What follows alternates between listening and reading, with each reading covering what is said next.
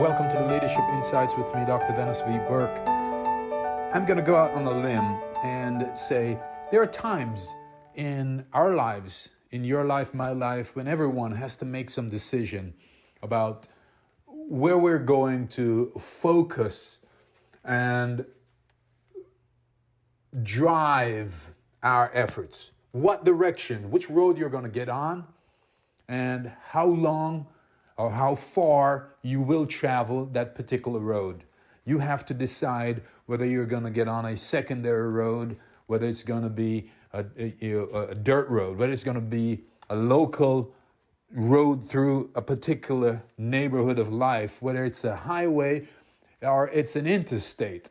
You have to determine how fast you're willing and able to travel and how many risks you're willing to take. Why am I saying this? Because I've discovered not through some deep insights, but through active listening and observing, that in relationships, let's step back. Relationships are critical, right? We are social animals, and somehow we inherently strive to be in a community where we feel relevant, where we feel significant, and where we're making a contribution. Stephen Covey has this thing, the 8th habit, where we discuss the 4 essential components of human life, right? And he talks about the need to live, the need to love, the need to learn, and the need to create or leave a legacy. And according to research, those are the 4 distinct components of every healthy human being needs. We need to live. We have an inherent desire to live. We have an inherent desire to learn. We have an inherent desire to love and be loved. And we have an inherent desire to create or leave a legacy. That is to feel significant and have a meaningful existence. Now, being social animals, we also want to exist within a community, right? So we want all of those things, and we want to be a part of a community. We don't want to live alone in the middle of nowhere.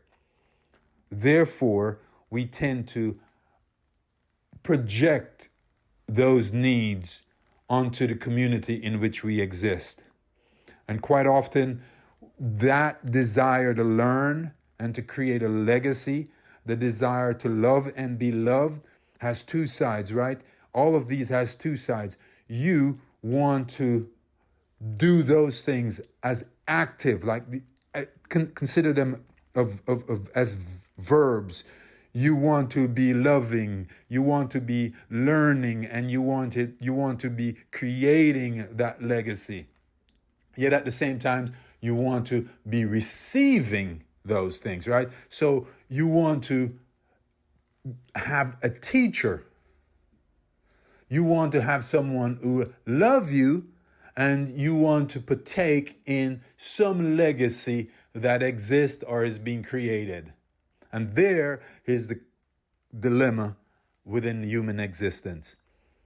Because unless you have people who are committed to your well-being, genuinely committed to your well-being, that you share the same beliefs and the same values, then you might be viewed as taking and not contributing, or you might be shut out. You might be locked out from participating in some particular group where you desire to be. And so we have the need to be independent, right? We all start life as dependents, but our inherent need drives us towards independence.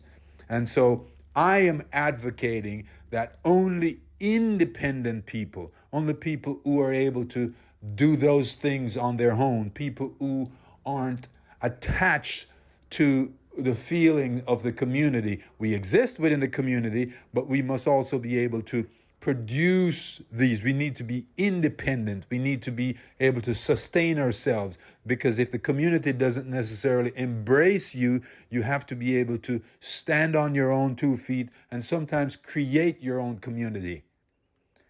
Only when you are independent are you able to then make contribution. And here is the key. Only when you're contributing does the community, oftentimes the other players in the community, embrace you. See, we all start life as dependents.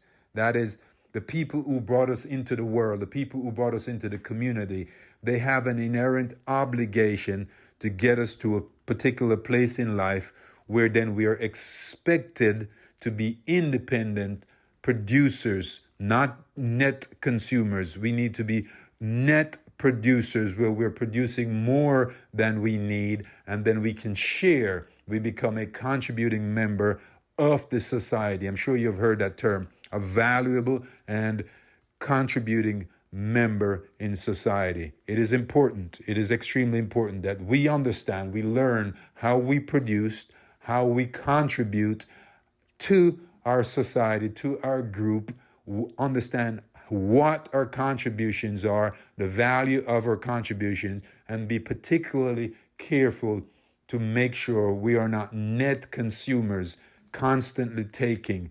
The word for the things that take more than it contribute is parasitic, right? We don't want to be viewed as parasites. We need to be contributing to our community so that we can achieve the things. We want to live, we can live healthy life, we will be loved, we have the opportunity to learn and teach, and then we are also creating a legacy for the people who are following in our footsteps. Go forth, do good work. Thank you for listening. I'm Dr. Dennis V. Burke, and I'll see you in another episode of the Leadership Insights.